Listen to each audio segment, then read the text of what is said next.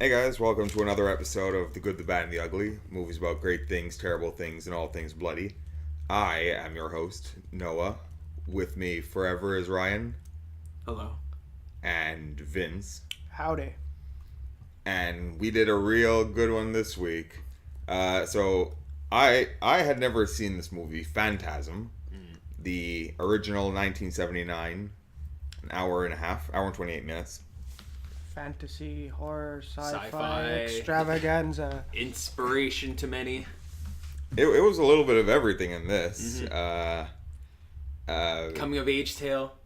Oh yeah, Mumblecore. a little bit of mumblecore. Sure, why not? Yeah. Some Yeah, early. apparently it was the original cut was like it was three 3 hours, hours. and there was a lot more character development. Yeah, it was a lot of and, just, wandering around and stuff. 3 hours. Like I was like watching, I'm just like, what the fuck more could they have done? There was like a subplot where like, the brother had a girlfriend and And they shot like a bunch of different endings. Yeah. Really? Okay, because like at an hour and a half, I really was kind of struggling He towards. trimmed the movie in half. Like he made basically like Yeah. there's like another movie like so Lying around somewhere. Yeah, The no. Well, they apparently they lost a bunch of the footage, but some of it they used in Phantasm 4. Yeah, because 4 is like a lot of time travel Oblivion. stuff. Yeah. Yeah, so So and this spawned how many sequels? 4 sequels. There's 5 movies. 5 movies in this franchise. one that just came out. One just recently. came out because like 4 came out in like 1999. But Doncaster he didn't. Don Castanelli did all of them, but the last one he didn't direct. yeah. But he co-wrote and produced it. Yeah, And but it was some guy that's like directed like some. I think he directed like some CG cartoon thing for kids like. It looks. I mean, the trailer for the 5th one, like the effects look like something out of Kung Fury. Yeah. Oh boy. All right. Well, I guess I'll ask you at the end if you should recommend the others to me. But so yeah, like the boy said, it's really just a kind of mix of all genres. From the director of Bubba Hotep. Oh really? Yeah. Yeah. Oh damn! I did not know that. I really enjoyed Bubba Hotep. How do you pronounce his last name, Vince? Cascarelli. Cascarelli. Again, made this Coscarelli. movie. Coscarelli. When he was like 24 when he made this. Really? Well, 79. On Okay. a $300,000 budget, and I read he would rent the equipment on Friday, so he would only pay for one day of rental, but he would have it the whole weekend because he had to return it on Monday. So yeah, So you hear that, aspiring filmmakers? If you really want to make that dollar stretch, rent on a Friday. Yeah. I wasn't in fucking take that, Robert Rodriguez. Yeah, where were you on that? His movie only cost $7,000. Shut up. So I don't know how would you describe this movie in one sentence? A weird dream.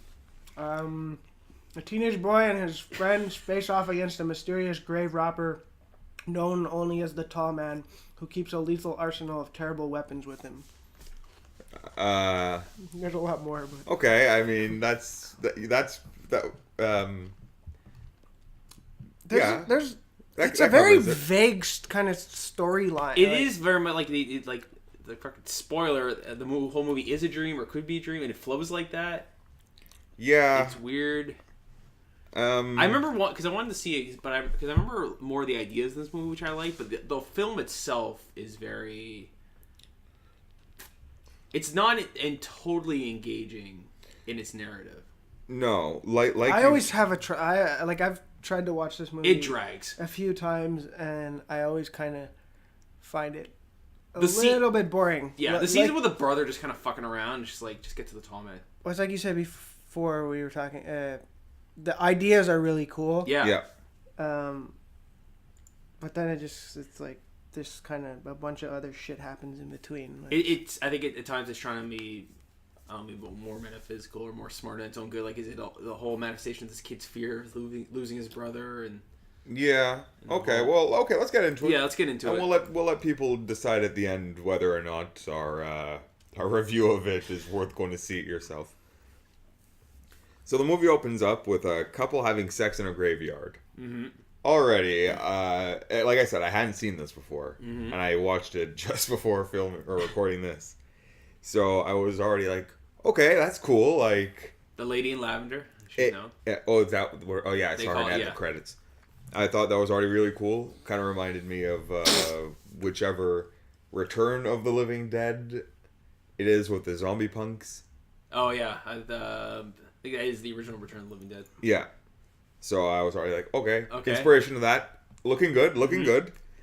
And yeah, there was the lady in lavender and Tommy, who, well, I guess at this point we didn't know his name was Tommy with that fucking dirt stash. That mustache must have been Movember, because that mustache was hard. And she's on top, and with no emotion from either of them, other than like a couple of grunts, he just goes, "Ugh, that was great, babe." And about that cadence and delivery too. It's this pillow talk, man. I was like, damn, dude, like, no, you barely even felt that one, and you're just like, that was great. Way to go, hon. And already I saw one boob, because the lady in lavender is holding a dagger, ready to stab Johnny. Boobs belonging to a different actress. Yeah, definitely. Oh yeah, they used a body double. Yeah. Which is weird, because it's like she's wearing a dress like they pull under her boobs, which is weird given the dress she's wearing. It's like a pullover dress, but like later on she pulls them like down under her breasts. Oh yeah. Like in a tube top like fashion. Yeah. The physics of that dress make no sense, unlike the rest of this movie. Yeah. Well, I mean, maybe it was something else. Maybe it was just a metaphor for something. So the lady in lavender stabs Johnny. Because you find out she's not a lady at all. She's the tall man. Oh God. He got tranny tricked. Angus Scrim. So what can he? What he shapeshift? Does I he, guess, it, but I like. No, I don't think. I think it's probably more of a like a mind control. Well, because he makes turns people into her at the hallucinate. end too. Yeah, but maybe it's just him like making you hallucinate or something. Yeah, he makes you hallucinate. You're banging a chick and you're banging You're Angus banging Scrim. I like how he waits you to finish and then he kills you. He's Yeah, like, then he reveals. "Joke's on you, faggot." Joke's on you, boy. You're the gay one. Oh, gross. Stab. Oh, you were so evil. See, Freddy Krueger never did that to you. The funeral's about to begin. Sir. Oh, okay, sir. Sir. Everyone calls each other sir. That was weird, eh? Sir, boy. He does a face. He's the tall man always has this like kind of arched eye, which Like reminds one me- eye is like closed and the other one's like really like doing Which- the people's the eyebrows. people's For eyebrows. some reason, always reminds me of Joey Venario. What? That look he Oh, does. the eye. Yeah. It's just when I see him, like I a always really- think the tall man. That's it. It's like a really exaggerated Forrest Whitaker. Yeah.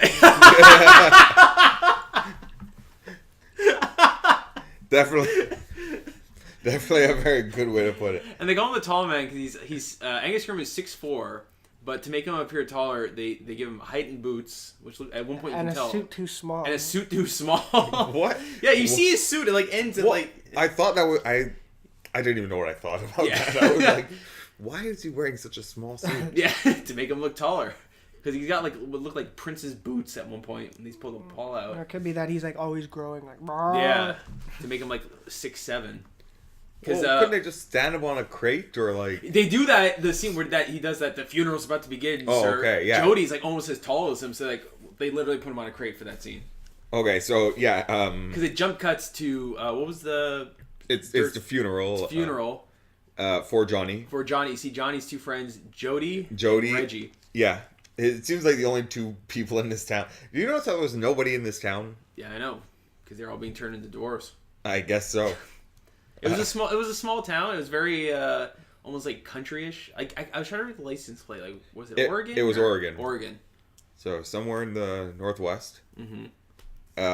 And we get a little exposition at the beginning that they're there for Johnny's funeral.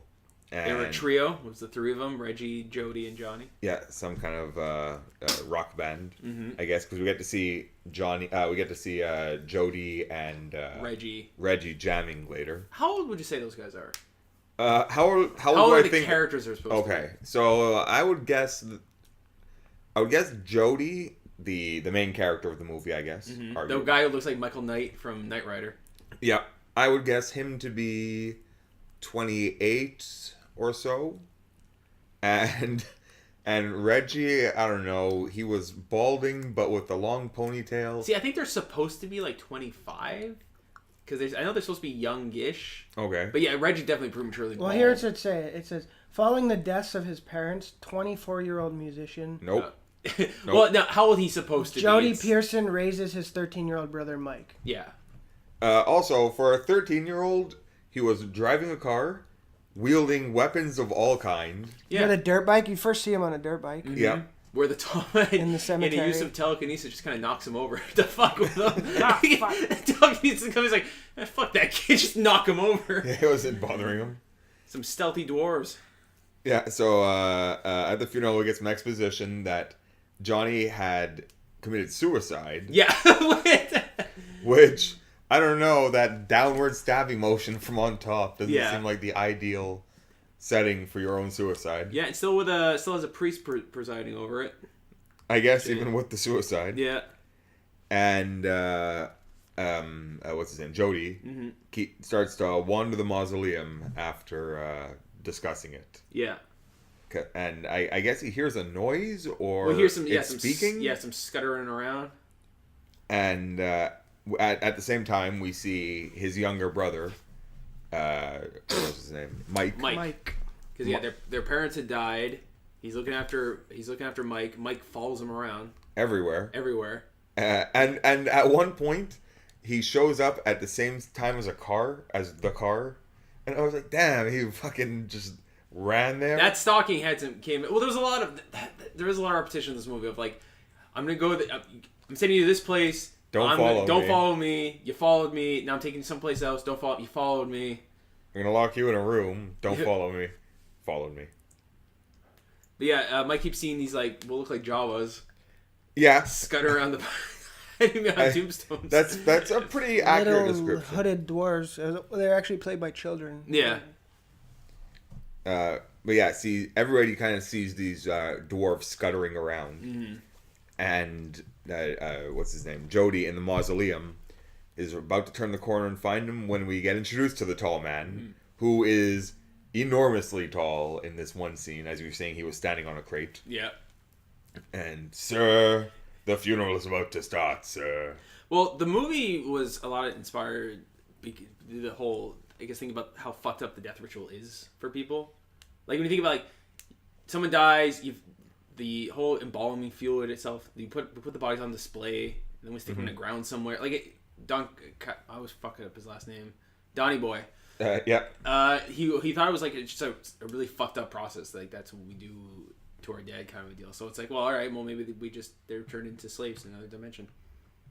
I guess that was how we go through it. Why not? That makes as much sense as anything else, I guess. Yeah. Yeah, the funeral is about to begin. So, sir. Yeah, yes, sir. Thank you, sir. Mm-hmm. So, as the funeral does begin, Whatever.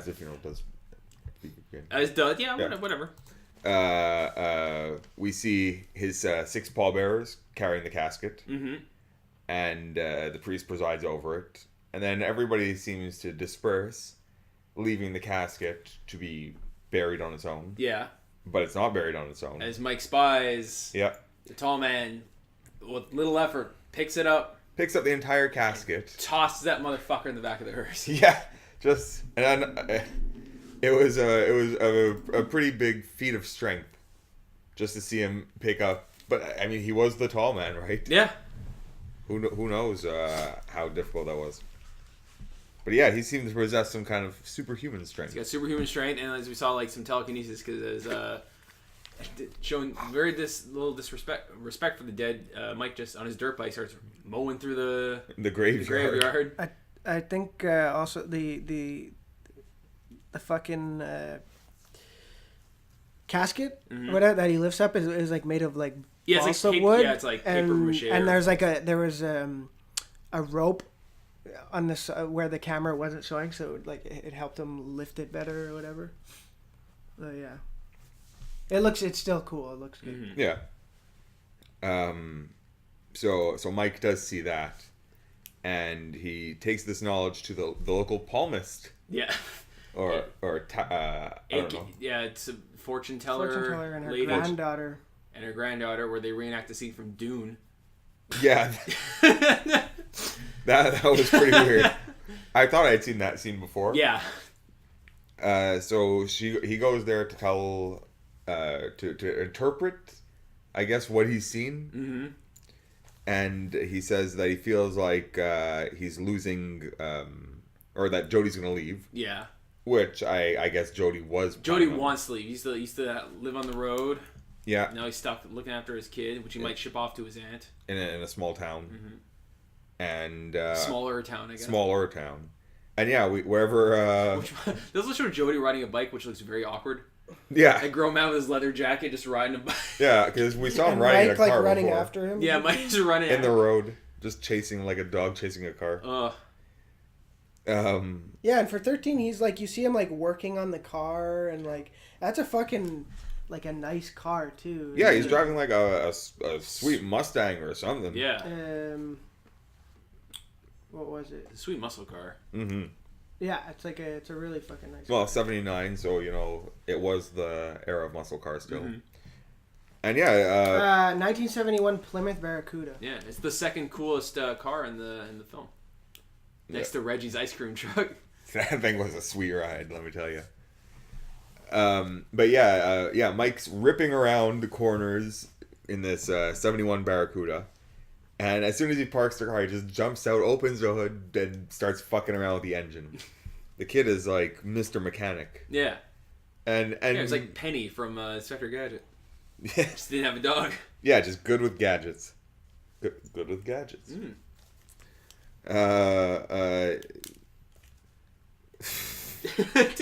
I'm sorry, guys. I'm just going over my notes and I'm like looking at the nonsense I've written down about this. So yeah, he says that the kid follows around, and he also tells the palmist or the fortune teller about how he got knocked over. Yeah, he says some weird shit at the cemetery by the tall man's telekinesis, and she says, or well, okay, so let's play a game. Yeah, that's right. The old lady doesn't actually talk. She speaks to the daughter, and the daughter talks for her. Yeah. But yet she understands everything. I don't know. Part of the show, I guess. You know, she's a showman. Yeah. She's got a star in her head. Yeah, well, they both do. Yeah, daughter has one on her face. Matching star tattoos or birthmarks or I don't know what it was. Yeah, let's play a game. And she puts a box on She the table. materializes a box. Oh, yeah, that's right. It just materializes. materializes. Whoa! How'd you do that? Don't worry about that. Yeah, put your hand in it. That's the thing from Dune. Yeah. And apparently there's also the bar is called Dune or something like. Yeah, it was something Dunes. Yeah. I was just expecting the tall man to have that weird force field at some point.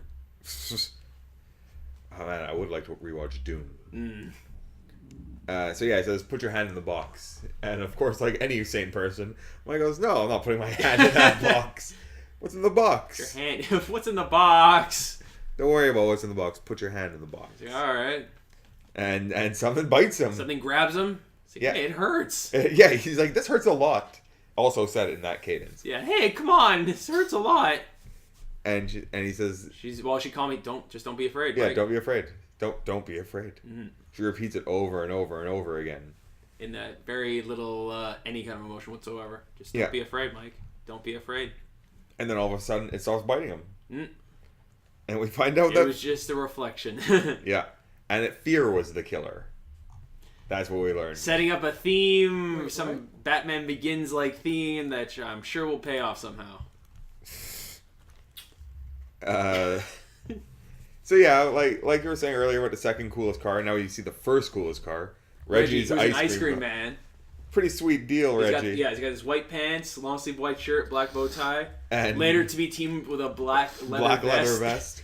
So he almost looked like a biker too. Reggie's the man. Again, bald head except for his ponytail. Yeah, he was airline ponytail. doing the Hulk Hogan. Yeah. And he had that fine black hair like Hulk Hogan too. Well, not. He also looks like Dean Norris. A little bit, yeah. He's like a young Dean Norris. I guess. Although we did see a young Dean Norris in Starship Troopers. That's true. Flashback to an old episode, guys. You should rewatch that one or Mm-hmm. listen to it or however you enjoy it. See the bugs versus the spheres. Which That'd be pretty awesome. I know. Like, Start- I'm seeing Phantasm versus Starship Troopers. They start just spurting out the fucking bug blood. Yeah. That'd be pretty awesome. guys, we can redo that, right? We can And then Yeah. they They should make smaller bugs. and then they piss themselves. Yeah. getting that R rating we're looking so hard for.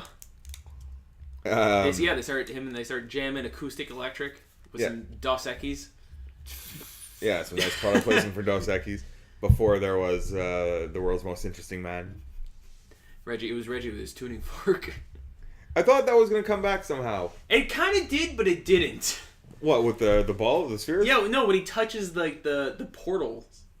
That wasn't anything. No, because he literally flashes back to this tuning fork. It just makes him think that touched them. I didn't say it was anything. Okay. Okay, I mean... It's a contemplation on man's fear of death. I can't say It's a anything. meditation on... I can't say anything about that.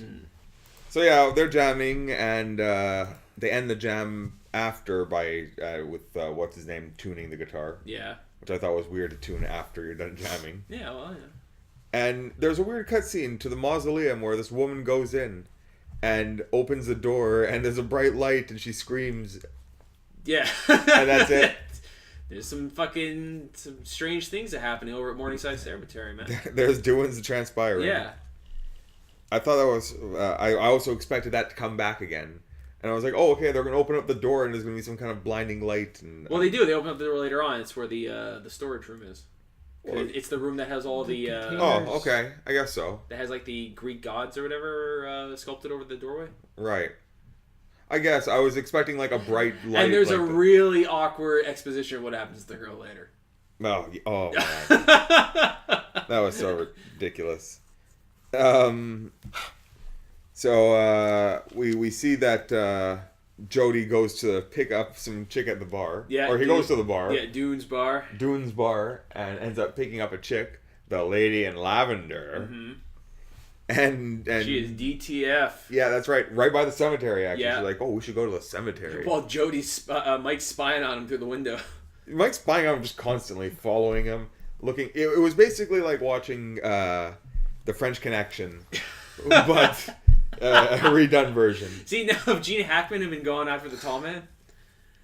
We could do that too. I would like to see Gene Hackman working with the bugs.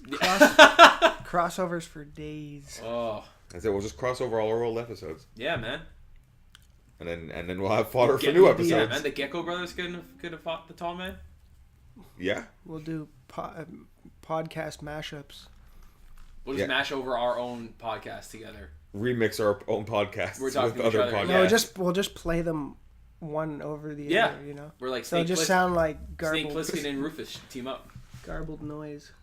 I would like to see that. Snake Plissken and Rufus time traveling to save different people, and Snake not really wanting to. The George Carlin and Kurt Russell team up we've always wanted. No, we'll never get. So yeah, they take him off to the cemetery where Mike creepily watches his brother start hooking up with this lady. Yeah, he likes it too. He's a little peeping Tom there. Yeah. Yeah. He's like, oh yeah. And we see. He has binoculars on. Yeah, he's carrying those binoculars everywhere. And we see the lady in lavender's boobs. He's like, my pants feel funny. Both Mike and Jody both go, wow. Like, neither of them had seen boobs before. And Mike, Mike can't even see it from that angle. It's just like a weird, like, what's happening? yeah. And Mike is startled by something in the bushes. It kind of sounds like a dog or a wolf, but It's like a growl, yeah. It seems to be one of those dwarves, or so we're told. And Mike goes, Shrieks like a little girl. A lot of several running scenes. Like a Looney Tunes cartoon, like a shrieking scene runs through the cemetery. Yeah, bolts right past his brother trying to get some, who has panties in mouth. It says he'll be back and starts putting his pants back on. Panties still in mouth. Yeah, he's taking him weird with him. comedic scene. And chases down his brother to try to get the info of what's going on. Yeah. And he says, I saw something. And she's like, oh, you probably just saw a badger. A badger. Right? Yeah, or what did you say, like a raccoon or some kind of varmint. Possum or something. An opossum. And I was just like, okay, that's It's like, hey man, I'm trying to get Leah. Get the fuck out of here. Yeah. Take the car. Take the car. Take the car. Go home. He's like, yeah, who is that girl? Yeah, like, wouldn't you like to know, kid? Man, Get that's out for of here. names. Get out of here. And he goes back to get some, and she's gone. Nothing worse than that. Thanks for cock except for the blocking tall me. man's plans. I guess. Because if we go, his plans make no sense when we get into his grand machinations. They didn't really have a plan, did they? Or His like plan an end. is we'll get into. All right, his plan is I'm gonna steal the dead and convert the bodies, reanimate the bodies, and turn them into dwarves to be slave labor on my home planet. Yeah, I But guess. why hit small towns? He's always hitting small towns. It's the place to be. He never hits. This- spoiler: it's- he never hits big cities. No, it's just, that's why a lot of people just say it's like a dream. It's a weird, yeah. Because Like he's gonna it's kill just too people weird. by luring people into this graveyard to fuck them, then kill them. And it's just like, what if it's a woman? Does Yeah. it turn into a dude then? Yeah, I guess, Or like- just stays the same? I don't know. He can clearly kill people he wants to. He has like reanimated other people to work for him. He's got all kinds of power, but he never really uses it. To Yeah, its he's full just kind of like potential. he's lackadaisical. He runs. Yeah, when like he has to. who is that guy that the groundskeeper dude? That is the groundskeeper. The guy with That- the white hat. the one that pisses himself when he dies. Yeah, I don't know. They, Oh, I they don't have know, a different name for them later on in the movies. Like there's the dwarves, and then there's like the more adult ones have different names. Okay, so those are he Piss was under pants. him. Piss pants. Yeah, he was working. He for was him. under his control too, or whatever. Where were we? Oh, one of my favorite scenes was a really nothing scene when what's his name?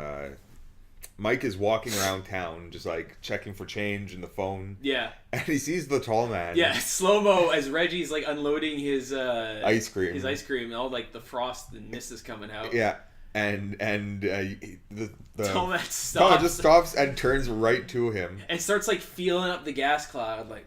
Yeah, and just deep inhaling. Yeah, and Reggie's not even noticing. Like, oh, that's weird going Yeah, on. well, what's going on over here? I'm taking all the things out of the ice cream Yeah. cooler. P.S. When you open up one of those ice cream things, it doesn't like have a puff of smoke like that unless it's like It was the 70s. It was the 70s. They probably had a lot more, and it was filmed in California. It's probably hot. oh yeah, I guess so. Fine. No, it's but it's supposed to be in Oregon. Yeah. Well, I mean, fucking. Yeah, but it was filmed in California. Yeah, same with Halloween. That was supposed to be Illinois. It's It was California. Yeah. Anyways, I just really like that scene. Yeah, I wanted to throw it in there because I thought it was so weird. the slow motion. And then he's like really deep inhaling on that mist of smoke or of. But hey, man, frost. every scene with the tall man is awesome. Yeah. Anytime he was in there, I'm like, yes, the tall man, do something. Say boy. And he didn't do much. Boy. Boy. Play a good game, boy. Game Boy. Yeah. Oh, hey, the Game Boy. Yeah, boy. So, Flavor Flav, everything you got it from, man. yeah, that's right. Everything Phantasm came from Flav. this. Yeah. Fa- This movie was inspired everything. Inspired Flavor Nightmare on Elm Phantasm? Street. So, we cut to Mike Mike working under the car. Mm-hmm. Again, Yeah. because that seems to be his only hobby, other than Is this when following they, his like brother. the attack Well, in the what do you want? garage? His parents are dead. Yeah. Yeah, I guess I guess it's it's summer His a brother's break. trying to get rid of him. it is a good hobby, I guess, and it's a good skill to have. Is this the attack in the garage? Yeah. Where it's like he doesn't he hears sculling around instead of doing the smart thing of like, let me get out from under the guitar Under the car. when they drop it on him. Yeah, that's right. The something gets into the car and starts shaking it around while Mike is underneath. Mm-hmm. And instead of getting out from underneath, Mike just kind of turns to a side. And as he was doing that, Grabs a I'm like, wrench. Mike, you want to be as low as you can, not as wide as you can. As we find out when the car is dropped on him. Yeah, dropped completely on him, and he's pinned underneath, but he's still able to get out after hitting a pair of feet he sees next to the car, who turn out to be Jody's Yeah. feet. He's like, fuck, I'm gonna get out of here. Yeah, he's like, I don't have to be under here. I don't need to take this. He tries to get into warn him about the tall man. He's like, you're No, he's warning him about there was the something. attack. Yeah, there was something in here. Yeah, and of course Jody doesn't believe him. He's like, oh, it's probably that retarded Jimmy kid from up the street. And I was like, or a retarded Timmy kid. Excuse me. Is this Fucking which- Timmer. The intro to that or the inspiration for that. Well, there's also we get one of your favorite the gearing up montage. It's a small one. Because You need a montage. when Mike's, well, not a montage, like Garrett, where Mike's like, okay, well, fuck this, I'm gonna go up to Morningside, see what's going on. So he takes the knife. Yeah, he's got his knife. The gearing up scene, I love it. He takes his knife and he takes up the other things. What are you pointing at? Yeah. Okay. Good. Do you need something? No. Oh, you keep pointing at it. Okay. It doesn't matter. Cat interference, ladies and gentlemen. Sorry. Yeah, he takes a cross. Yeah, all kinds of things you think you would need to fight. He takes a knife evil. and a cross, and I guess he has a lighter. Yeah. Which that lighter seems to produce a really big flame. Yeah. Like Well, if cartoonish it's a Zippo, side. you can control. I have one like that. You really? Yeah, but if you pull out the wick, it extends the length Oh, of the flame. oh. If it's a Zippo. Right. That makes sense. And Mike wants to get info, so he heads down to the mausoleum by himself at night. Is also we see one of the first examples of the brittle glass when he just kicks that fucking window Yeah. in the basement. No problem. And of course, nobody around to hear it. No. Because it's the 70s and crime is up. Is this arguably the best scene of the movie? Yeah. Yes. Yeah. Yes. So while Mike is roaming around, he hears a noise and hides in a coffin. Well, it's a casket because as I found out from someone, they're caskets, but they only become coffins once you put somebody into them. Really? Yeah, I found that out from like someone who worked at a funeral parlor. They're called caskets, but they only become coffins once they have an occupant. So yeah, I guess when he hides in it, it becomes a coffin. Well, there you go. Yeah, so he hides. He sees the groundskeeper. He's got It's Jesse Leiter. Well, It's Jesse Liar It's kind of coffin. like Schrodinger's cat. Yeah. It's like if you don't check, you don't know if there's someone in the casket. Mhm. Could it be a casket and a coffin? I don't It's know. both. Because they're all open except for that one that's closed, and the groundskeeper comes in. He's gonna go check it out, Yeah, and the tall man comes in. It's like, wordless system. Get the fuck back to work. yeah, well, hurry up. And that gives Mike an opportunity to exit the casket Mm-hmm. because there's now And nobody start in it. wandering the mausoleum, the creepy barren marble mausoleum. Yeah. Although not real marble. Yeah, it was Nope. actually contact plastic. Yeah, Or just and also like the interior really did not match what the exterior of that house looked like. yeah, Yeah, the I mean- exterior of the house kind of looked like a mansion on a coast. Yeah, or like a plantation owner. Yeah, something like that. It was And- used in a bunch of other films. yeah. It was used in two other I think it was two like, other movies. I one was a believe. Bond film. I think View to a Kill. Yeah, Fucking Christopher Walken showing up with that gold hair. Yeah. And Grace starts- Jones. Yeah. Oh, So yeah, but we're about to see something more dangerous than more deadly than Grace Jones. the silver spheres, The Sentinel Spheres. Sentinel spheres. So we see the other movie was Burnt Offerings, Oh, okay. and A View to Kill is the other. Yeah, while Mike's wandering around, he gets caught by the groundskeeper. Well, the sphere comes at him. He hears it coming. He ducks. Yeah, he avoids it the first time. He ducks. He runs around. The groundskeeper grabs him. He bites the dude so hard it starts producing Copious amount of blood. 70s blood. Yeah. And as the sphere makes a turnaround, Mike gets out of the way, and the groundskeeper looks up and goes, "Oh fuck!" Look on his face. Yeah. The sphere produces two blades. Well, the blade's are already out when they're... Yeah, as it's coming, the blades come out. it's like Yeah. these little wings, like Yeah. lightning bolt kind of. Bowling ball blades embed themselves right into the dude's head, and a great Forehead. forehead, and there's a great reflection shot where like you see it. I don't know how they did the shot because I was trying to see if you see the camera because they're chrome spheres. I think Yeah. they glued it to his head, and then But you don't even see the camera. I couldn't spot the camera in the sphere because you Okay. see his face coming at it as it's drilling into his head. As the drill comes out, starts drilling into his head, and Yeah. spouting out the blood from the other side. Yeah, which just like... Fucking awesome. It looked like it was just literally a piss stream of blood. yeah, Yeah. just like empties his entire like blood. Body. Yeah, which he falls, blood and then supply. we get a piss stream of piss Yeah. as he pisses his pants. Something we don't often see in films No. is the voiding of the bowels or urine tracts. That was pretty awesome. Which then he takes a good time. Like, I'm gonna pull my knife out now, Yeah, well, I mean, he just saw a man get murdered by Yeah. a flying Sentinel sphere. and that's when he's confronted by the tall man, and he gives one of my favorite bits of dialogue where he sounds he's about to come up with an excuse. He's like, "Ah, shit," just like He's just like, shit. yeah, this guy got nothing. I got Yeah. nothing. Nothing.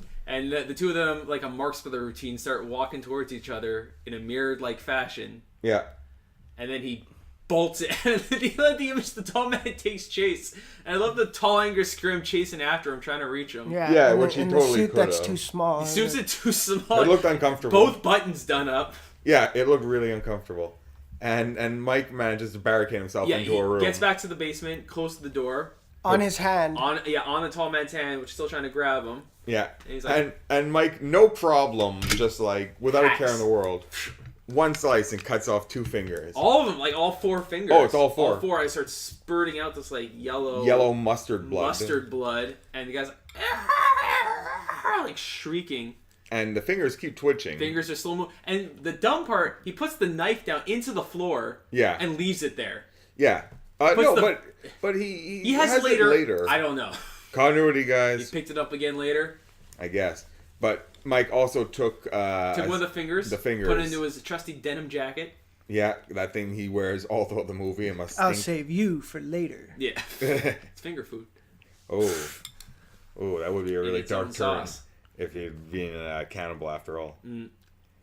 So Jody finds Mike. Well, Mike tries to get out, and that's when the doors get him. They grab him as he's trying to leave through the window. Oh, yeah, He yeah. grabs the shoe, and he's like... Yeah, he's like, oh, keep the shoe, I'm getting out of here. Yeah. And he runs off home. Yeah, arms himself with a shotgun on the stairs. Yeah, the stairs of his house and falls asleep. It's where Jody finds the next morning. Yeah, and thankfully we don't have any more like him trying to convince his brother. It's like, there's a fucking moving finger in this box. It's twitching. It's Yeah, check it out. Yeah. And then Jody's like, I'm on board. All right, I believe you. And then Yeah, that's it. He just looks. He's He's like, I believe you. Yeah. And then later on he goes like, well, all I know is something going on at the mausoleum up there. Is that when he immediately armor up? Yeah. Yeah, he gets out a 45, gives the kid the shotgun. Yeah, he's like... Takes a 40, his chrome silver 45. He gives him the speech about guns, too. Yeah. He's like, No warning shots. Yeah, that's for pussies. Yeah. If you're going to aim it, shoot it. And if you're going to shoot it, shoot to kill. Mm-hmm. And I'm like, well, those are all very reasonable pieces of advice. Yeah. He's like, never aim a gun at a man unless you intend to shoot him. And never shoot a man unless you intend to kill him. Which is good advice. Mm-hmm. Is this when Jody goes to the mausoleum? So he's going to the mausoleum, but before he heads up there, he tells Mike to go get that finger. Yeah. And Mike goes open the box. Well, yeah, because I'm trying to because he goes there, gets attacked, and comes back. Because remember, he goes there and then the dwarf jumps on his back. No, it's or is that later? It's the fly scene. Oh, is that the fly scene first? Yeah. Yeah. Where we're gonna go to the sheriff. Mike goes to open up the box to grab the finger, and it's now turned into this like giant fly. It's something on the Meet the Feebles. Yeah, a fly the size of maybe I don't know, maybe a fist. Like teeth. Yeah, with teeth. And it sounds like about 100 flies. Mm-hmm. Like the buzzing noise is like. Yeah. It gets onto his head, into his hair. Oh, that'd be terrible. Oh. I wouldn't want to go on that thing in my hair. But he traps in his trusty denim jacket as he's like doing some dead alive acting, wrestling with this thing. They're just bumping into walls and. And then Jody also has to get involved to try to help him. Destroying the living room. Yeah. Also really good destroy the throw room it down the fucking carburetor. Yeah, the garbage disposal.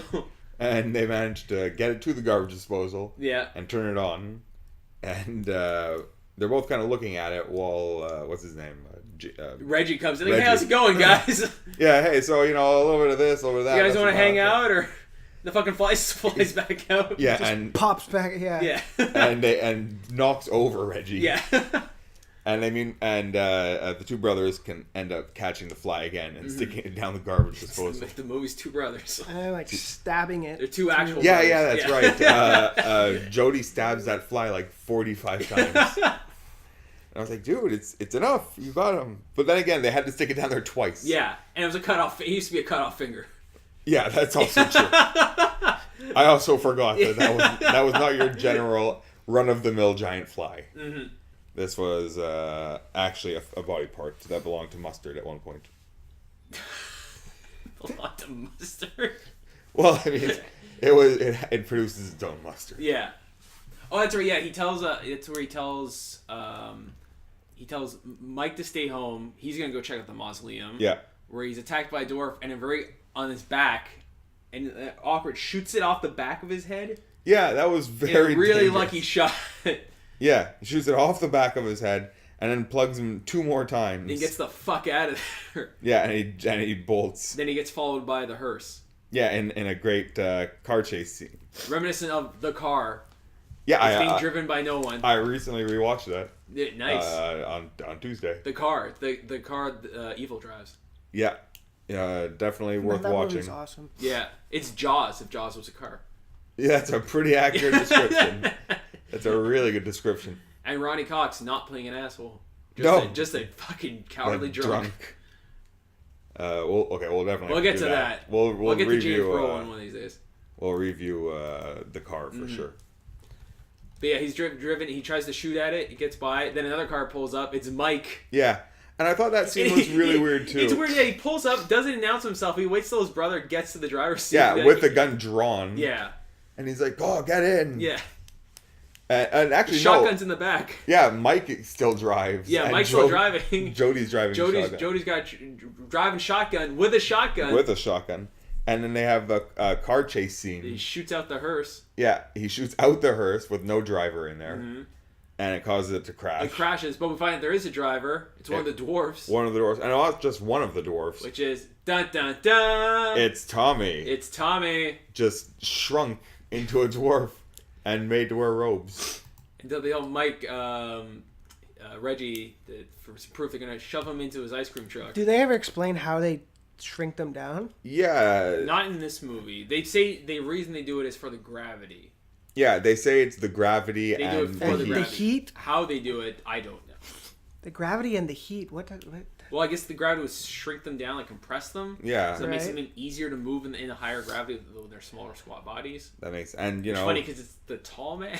and it's the heat because I don't know. He likes that cold. Well, no, you warm things up, yeah. So it's easier to manipulate. Yeah, fuck it, it's science, Vince.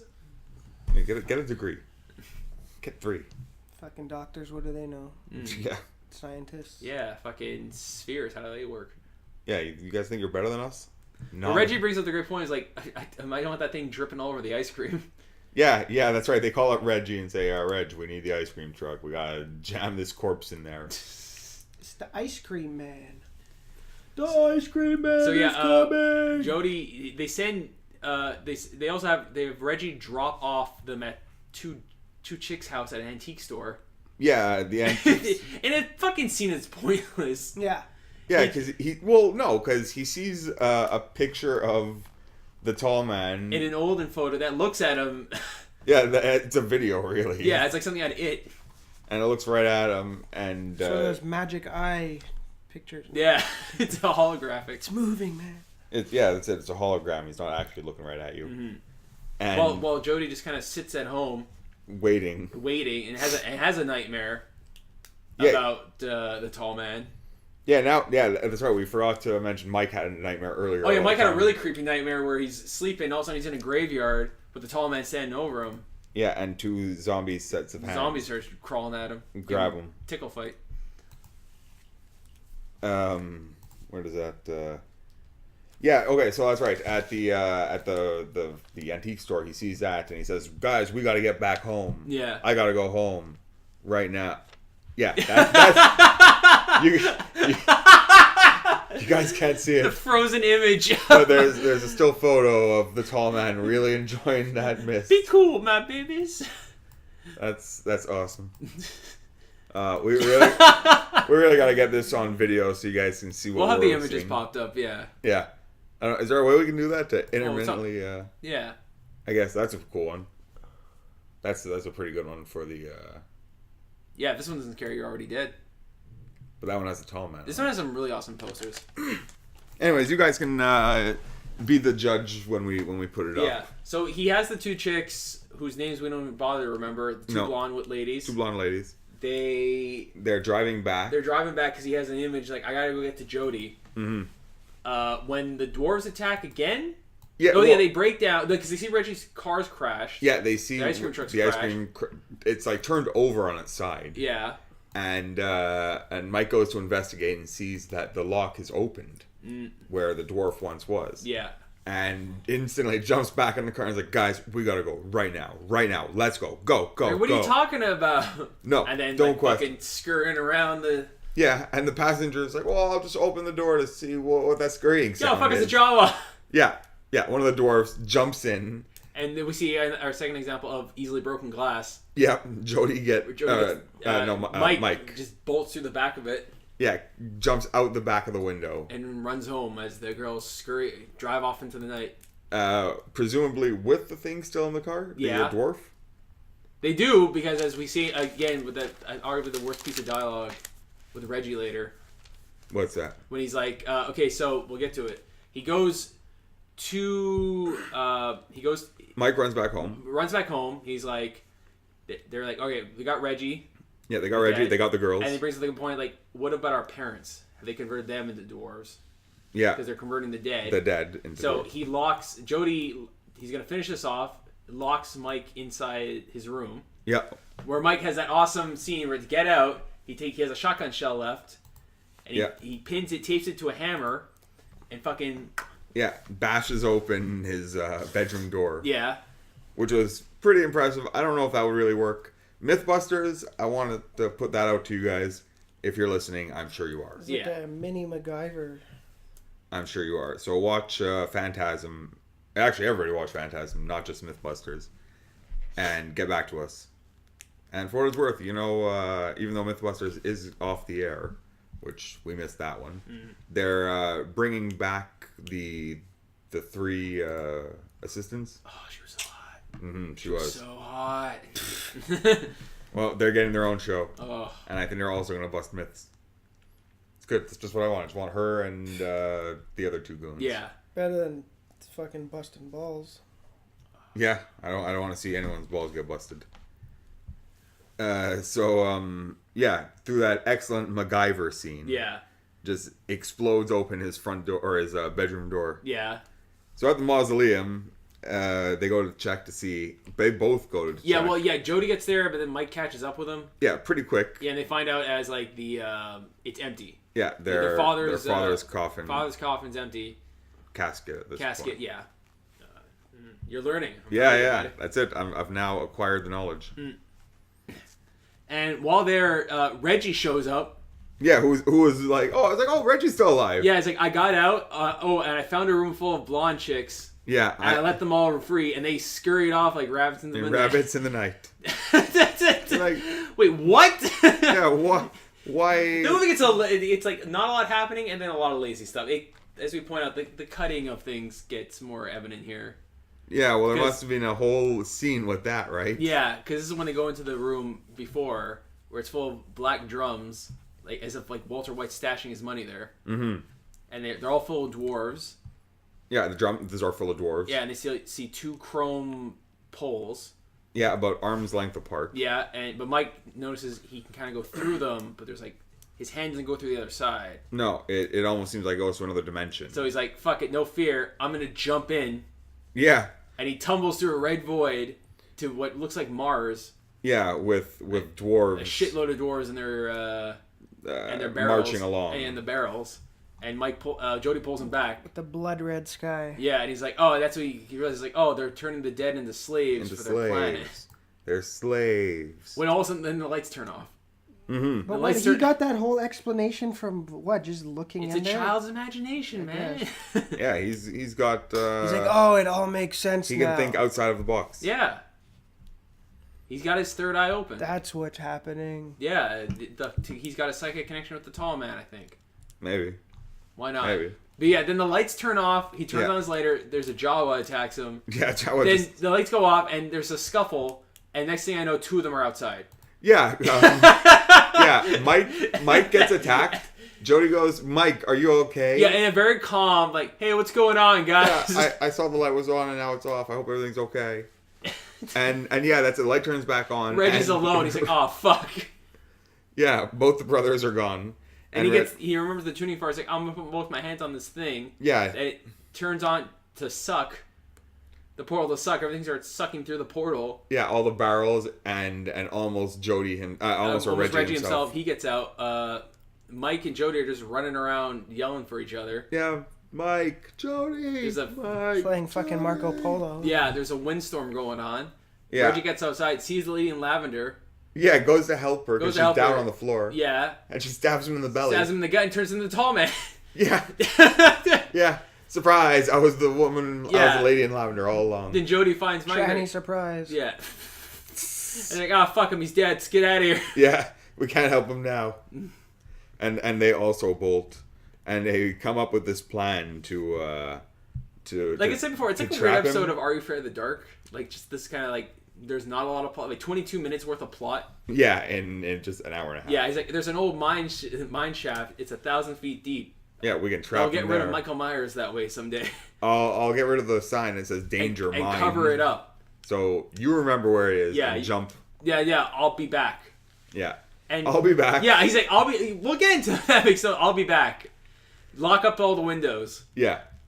Yeah. So Mike starts locking up all the windows, and then The tall man attacks. Yeah, right there. He's standing outside the window. Gives him another pat and boy. And yeah, Mike just starts running. Yeah, running to the mine. Yeah, starts running. The tall man's chasing them, communicating telepathically. Yeah. You play a good game, boy.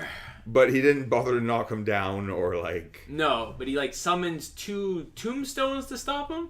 Yeah, that he just it turns into like quicksand. Or Yeah, something. and he's like, I'm not afraid. Fears the enemy. Yeah, and Mike he powers runs through through quicksand and they turn to hands to grab him. And he the runs lady in through lavender. Yeah, and he passes that too, and he just runs right to the mine and jumps over the. Yeah, and the tall man just falls through it. Yeah, very. And then in nowhere, like, this Mike didn't know. Joe didn't know that Mike was leading him there because they even said like, how are we gonna get him there? Yeah, he's like, I'll be back for you. Yeah, he just falls and he just knocks over a bunch of boulders into it. Yeah, he gives him the Doyle rules. That's right. Yeah, both fists in the air. Yeah, then Mike wakes up and it was all a dream.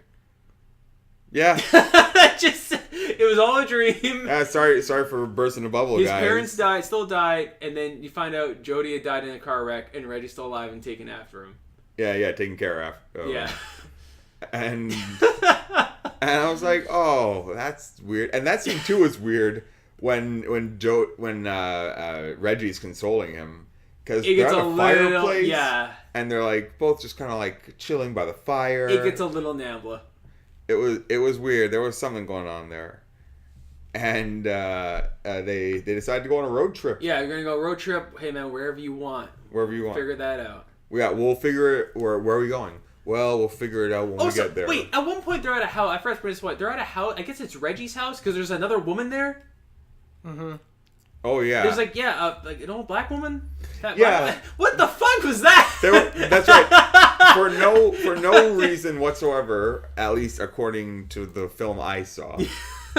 I guess Reggie has either a landlady or like a middle-aged black wife who gives us like a jump scare. And I was like, what was that about? I wrote it down to my notes and I just kind of skipped over it. Yeah. I'm like, oh, it's not anything. And maybe that was in the 3-hour cut. Yeah. This is more chopped up than Suicide Squad. Oh, that was garbage, but Topical. True. So, they decided to go on a road trip, Yeah. and I think it's a maid. It's a what? A living maid? I think she's a maid. That ice cream pays a lot of money, man. I was gonna say, It's like, maid money. he did pretty Because it says well here for in the himself. credits, maid Myrtle Scotton. I don't know. So Well, yeah, because he had enough money to like, oh, guys, let's just go away on vacation for a couple of weeks. We'll drive to wherever, and we'll figure it out when we get there. Yeah. When he That gets to ice his cream room. money. Yeah, and he gets to his room, he closes the door, and in the mirror, It's the tall man. the tall man with the one last. Boy. And then Mike gets pulled through the mirror. Yeah, the mirror breaks, and arms reach out and grab him. And that's fantastic. And it's Phantasm, alright. It's fantastic. It's phantasmic. Phantasmagoria. Finn. Or is it? Or is it? Yeah, because it spawned 4 more movies. Yeah. So, like I was saying at the beginning of the podcast, should I watch any of the other movies now that I've seen this? I'd say so. I don't remember them that much. I know they're a lot more, like, gory. I don't think they're as trippy. I'll show you the trailers later. 2 at least. I'd at least check out 2 for the sake of it. It's basically the rest of the movies is Reggie and Mike versus the tall man. And there's more balls. Oh, like cool. a lot more spheres. Nice. They become the real estate. Yeah, because on the covers they always show like multiple spheres and some of them. It's like it's only one, Yeah. which like Jody destroys with a shotgun. Oh yeah, that's right. Yeah, we also had sphere vision at one point. Yeah, just red and black. Yeah, like the Predator. I mean, I give him a check out. I mean, it is one of those movies where like you hear about it a lot. I don't think it ages that. It's not. It doesn't age as well as say like Halloween. okay, because I Like this one here. Like, I'd heard a The lot about the version that we franchise. just watched was the re-release, the remastered 4K which resolution. they did a ver- fucking great job restoring it. Yeah, It well, did look good. It was was great. Uh, J.J. Abrams. yeah, originally I'm reading he got involved because he's a huge fan of the movie. yeah, because he requested a screening, and Coscarelli was like, "Well, I don't have a good quality print," so J.J. Abrams, volunteered the use of his technicians Yeah, at, that's why there's a at Bad Bad Robot. Robot to like fix it up, restore it, and then I think they had this screening at South by Southwest. And Captain Phasma from the new Star Wars is named after based off Phantasm. Yeah, From the spheres. that's pretty Really? cool. Yeah, because he saw the chrome design. J.J. Abrams like that reminds me of the spheres from Phantasm. He's like Phasma. That's a cool name. Neat. And it kind of like the trippiness. Like I know it inspired. Like I think Nightmare on Elm Street was like some of the trippier elements of like what is real, what isn't. Like weird nightmare imagery. Like inspired a bit. It is like influential in that sense, but it isn't. It is kind of a forgotten series. It's beloved, but it's not as mainstream as say like the Friday the 13th or the Nightmare on Elm Street or the Halloweens or. Yeah, It's in that almost Leprechaun territory. Well, I Of mean, series? I like to think of myself as pretty well versed in the horror world, and I'd never heard of this series. I knew of the Tall Man. I remember. Yeah, Yeah, 'cause I it's remember inspiration for it a Slender lot from when Yeah. I was a kid. Just seeing The box covers too. Yeah, always got me. Yeah. just seeing that fucking The- Angus Scrimm, that scary motherfucker. Yeah, and the ball that before I'd even corkscrew. seen the movies, and the music too. The music is like very, it's very like iconic. Mm-hmm. And Has when you almost hear- like Exorcist like style. Like yeah, that like simple piano. Exorcist and Halloween. It has that. It's also sampled a lot. Yeah. I've heard it in a bunch of like rap songs. There's a Master P track that uses it. I think 3-6 Mafia have used it. Well, I mean, I can definitely see where a lot of filmmakers and writers have taken from this. It's very ambitious for and the reason there were so many cuts and all the edits that he could do himself is because it was independently funded. Yeah, it's one of those like you respect it more than you like it. Yeah. Especially for a guy for like in his early 20s. Yeah. And it wasn't even his first film. No, he had done a few other things. Yeah, and 'cause he a worked lot with of all the- these actors Yeah, before. exactly. A lot of the people. Well, he had seen Angus Scrimm on set Yeah. or something, and he was like intimidated by him. So he's like, "Oh, this guy could make a great villain." But Angus Scrimm really brought a lot of more depth to the character that like developed. Which works like I've seen interviews like Screw like him and Coscarelli became like really good friends. Yeah, I'm And sure. Apparently Screw was like a huge like super nice guy for people at conventions. And, Yeah. Like, I premieres like come in costume and just like a super like gentle giant of a dude. That's Yeah. pretty And cool. he died this year. Yeah, that's right. He died. One of the January. early, yeah. I think it was right around Alan Rickman. It was like early. Got It was overshadowed. really, It yeah. was But I mean, to be January fair- 9th, Yeah, but he was like, how old was he? 89. He was 89 though. So Yeah. it's like it's one of those like he had a good life, he had a good run. I mean, Rickman was the more sudden. Well, yeah, and definitely a bigger actor. Yeah. Scrim like they just finished because He was on Alias. Yeah, it's the other thing. J.J. Abrams got him on Alias. Well, He was a huge fan. apparently, but I think this movie really like kickstarted his career. He'd been in stuff. I read he'd been in stuff since like the I guess the 60s, 70s. But this was like his most iconic role. He was Yeah. in a bunch of others. Because I don't know if they really want to do sequel because it's like 8 years later when they do 2. Really? It was Yeah, that it's- long in between? It's a different actor playing. In 2 has a different actor playing Mike. He's in John Dies at the end. Yeah, and then the original kid who plays Mike shows up in 3 and 4. And 4 came out in '99, and then there was like a long pause, and everyone they 3. talked about doing 5, and then Yeah. it came out this year, 79. and it does not look then- great, but No. Yeah, Phantasm 2 was 88. Then 3 was 94. I think 4 was 98. which I think was direct to video too. Yeah, I think only the second and the third one were not straight to DVD. Yeah, I would if we're going to recommendations or anything, any other things we'd like, I would definitely recommend it. But it's, or at the very least, that one scene's great. Yeah, but it's one of those. I don't know. It's hard. It definitely has that 70s pacing. I don't know if that one scene is worth seeing a movie for it. It isn't. That's why I say just look it up on YouTube. That one scene with the ball. So I guess let's rate it because that's usually what we do. Yeah. So I'm gonna go ahead and just say bad. Yeah. It was a bad movie. I didn't find. I really liked the tall man character, and I'm happy to see that he made it through 5 movies, and that they kept bringing him back instead of trying to replace him. Yeah.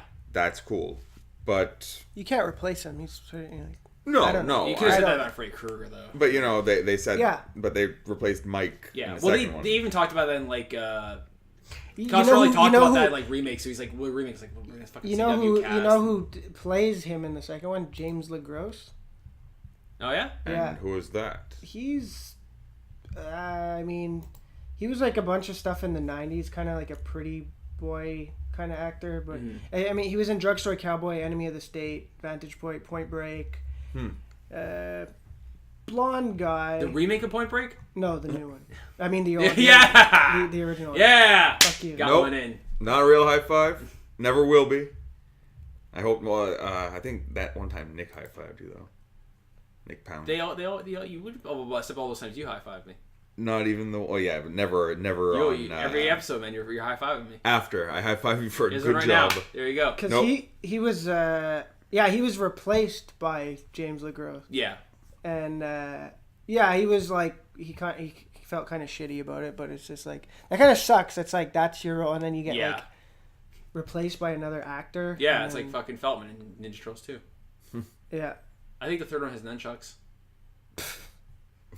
The Sphere versus nunchucks. I'd like to see that. I'll show you the trailers after the episode. We'll show you Alright. the trailers for the sequels. I'll see if I get one of those. Yeah, it's definitely. I can't argue with I might fall. I don't know. It's tough because like I can't say this movie's bad. I can't say it's bad, but it's hard to say good. And like Ugly is Yeah. only really one scene. I guess if I had to say, I would say good.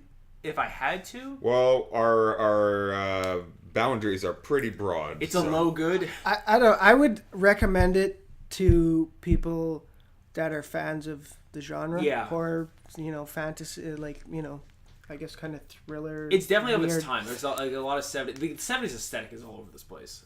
But the pacing is slow. I would tell them, okay, It like is, yeah. you have to like pay attention. 'Cause, I mean, this is like the third time I've watched it, and I just like It doesn't at some points I'm just like bored. I'm just It doesn't age as well. Say like I think like I said before, Halloween or Nightmare on Elm Street, which I find those two age very well. Yeah, and the pacing's better. Yeah. Like there's a lot of times there's just like nothing's happening, so I can't even imagine the fucking 3-hour cut of this movie. So. Yeah, just more stay in your room. Nope, I'll meet you there. That between that and the fucking like the Thin Red Line Yeah, of horror movies. Yeah. and Actually, I like that movie. Vince, you want to give it a rating? Well, I mean, good, bad. I mean, Well, we do see. I Man can't piss say. himself, I so guess. it's, I guess bad then. Yeah, Like, it got rated X because of that piss in his pants. Mm. Yeah, all right. But can't argue. but like I can't said, argue it's. that, I yeah. don't think it's like that. It's not a terrible movie. Compared, but especially it's compared to just- the other things we've seen. I can. No, and, Yeah, like and, I can't argue. Like I can't and like argue we that. like we So said, I get it's it, somewhere in between, bad and good. it did inspire a lot. Yeah, that's it. It's like it's How many people get very scot-free from ambitious. One word. It has a lot of cool ideas, some cool practical effects. It's got balls. Some great characters because Reggie's pretty weird and I like him. and He's endearing. The tall man is a very iconic villain in horror Yeah. cinema. So And it's some got great that finger going chops. for it. I like a good finger chop. Yeah, a nice finger chopping scene is always appreciated here at GBU. So I good. I'll Yeah. change it to good. All right, Okay. that's fine. I won't fight you on that. Okay, so I guess it's time for shameless plugs. Unless somebody else has something to say they want to say about this. I'm good. No. Yeah, no. All right, shameless plugs time, guys. So don't forget, you can always check us out on YouTube at GBU Podcast. Same thing like the email. You want to send us an email for a recommendation or a request. You want to be a guest. You have hate mail. Maybe you want to watch a Phantasm sequel with us. Sure, why not? Come visit that. Come visit and watch that. If you have any alt-right political views you want to get out there, come by and we'll definitely hear that too. If you guys just want to say, guys, get off the air. We're almost on Breitbart, guys. We can do it. A little further. Yeah, just mail us. Tell us to get off the air. That's fine. I'm just excited to receive emails from you. Mm-hmm. So, what did I say? I said Facebook. I said YouTube. Instagram to come soon. Facebook. Who knows? Maybe we'll do the SoundCloud one of these days. One of these days. Maybe soon. an Instagram. Yeah, why not? I mean, you guys should know what we look like. We'll be everywhere. Yeah, all social media. Watch out, GBU Podcast. So, yeah. I guess see you next week, guys.